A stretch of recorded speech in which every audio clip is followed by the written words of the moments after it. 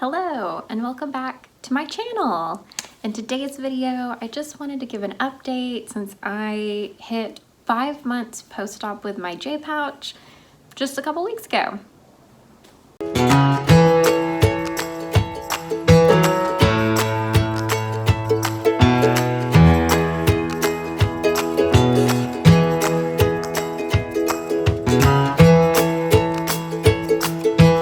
I hit 5 months post-op right at the end of December, and not a lot has changed from being 4 months post-op to 5 months.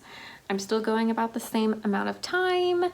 I don't have as much butt burn, but I do know that if I eat something spicy, I'm probably gonna have a little bit of butt burn. So I'll use my Ileostomy ointment. I don't use it all the time, so that's kind of nice. I'm still using my little handheld bidet. I use it more when I do have the butt burn. So usually if I'm not having butt burn issues, I will just use my cleansing cloth. So yeah, I'm still using the same products. I will say I have tried an off-brand of the Ileostomy ointment. I'll show it here in a minute.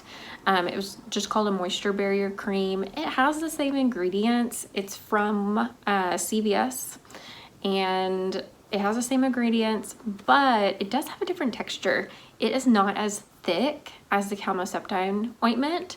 It still gets the job done, but I will say it does feel like a little thinner. I'm kind of like aware that I have it on my rear. So just know it is like half the price, I believe. So it is a cheaper option, but I like the Ileostomy ointment a lot better just because it's like thicker and I feel like it's just like helping my skin a little bit more than the off-brand. So this is the product I've been using. It's Ileostomy ointment. I really like it. And this was from Walgreens, not CVS, and it's just their moisture barrier ointment. Like I said, I compared the two and the ingredients list is the same, but the consistency is just different.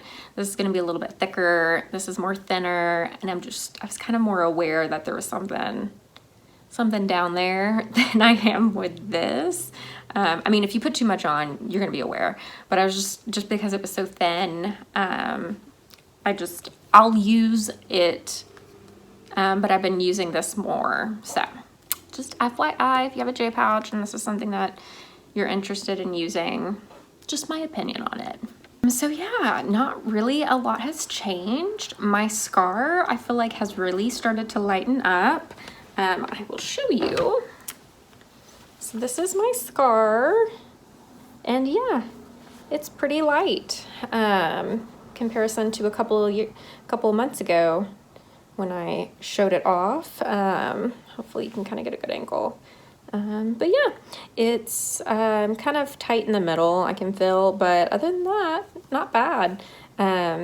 Occasionally I will get a little bit of pain next to, like on my right side, next to the scar, but it's not like a hernia or anything, nothing sticking out. It's just, I think I can feel when the food is like going through my intestines. My J pouch can be loud and noisy if like as things are like rumbling in it and when it's kind of getting full.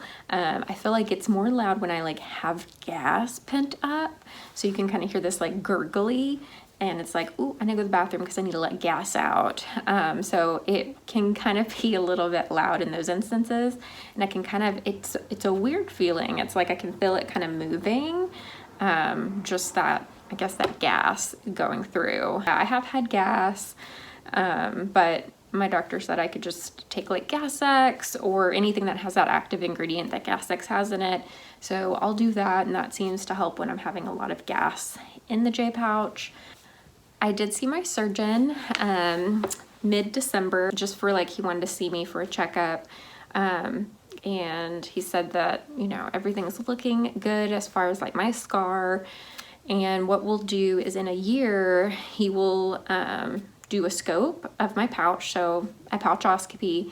It's going to be very similar to a colonoscopy. I have had a pouchoscopy actually done twice since I had my pouch before I actually had my reversal. I still had my stoma, but I have had that area scoped, so it would be essentially like if you have had a colonoscopy, you take some prep to kind of clean yourself out, and they scope you to see the inside of your intestines. So since I do still have my rectal cuff, it can get active ulcerative colitis in it. I have actually had active inflammation at the beginning of 2022 when I still had my stoma, but I had the pouch. I had some inflammation there that we treated with a rectal cream. So because of that, he wants to scope to make sure that, you know, any active inflammation is gone, or if there is, we're treating it, as well as you can get inflammation in your pouch.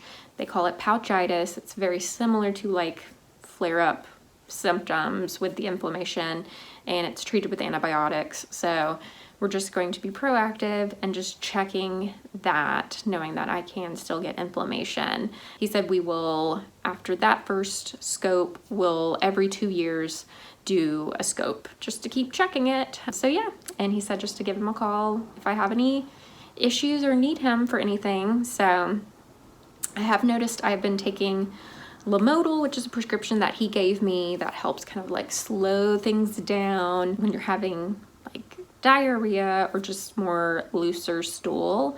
I have been taking that a little bit more in the evenings to help my pouch, but I've heard people that take like anti-diarrheal medicine or a prescription like mine in the evenings before they go to bed. So I know that that's kind of a common occurrence, but I have noticed I have been doing that, especially if I'm having like butt burn right before bed. I'll make sure to take that to kind of maybe thicken things up while I'm sleeping. But yeah, that's kind of the update on my pouch. In other health news, I did see a cardiologist last month because I do have a high heart rate that I've just been aware of since I got diagnosed with ulcerative colitis, and it always kind of freaks people out because it is like tachycardia. So I've got a couple of procedures that we're going to do this month just to see what's going on. I am taking like a heart medication that's supposed to help slow the heart rate down. I guess we'll see when we do these tests if it's working. But yeah, I've got an echocardiogram in a couple weeks, and then we're gonna do like a heart monitor that I'm gonna wear for like 48 hours. And then I will have my checkup with my doctor to see what's happening. So that is what is going on right now with me. I'm definitely loving the fact that I went through with the surgery. Spice still affects like my bowel movements. I have noticed that my J-pouch seems to handle spice a little bit better than my stoma did. Usually if I had spicy foods, Myrtle was just like spewing liquid into the bag. She usually got really upset. Sometimes she was fine, but she usually got really upset. And your girl likes buffalo sauce, like the mild buffalo sauce. I love it. So I can tell that my J-pouch seems to handle it a little bit better. I'm still gonna get some butt burn, but I don't feel like I'm having full-on liquid diarrhea situation. So that's always a plus. So I hope this video is helpful. I know it was kind of short. Not a lot has changed in the last month, which is great. No change is good.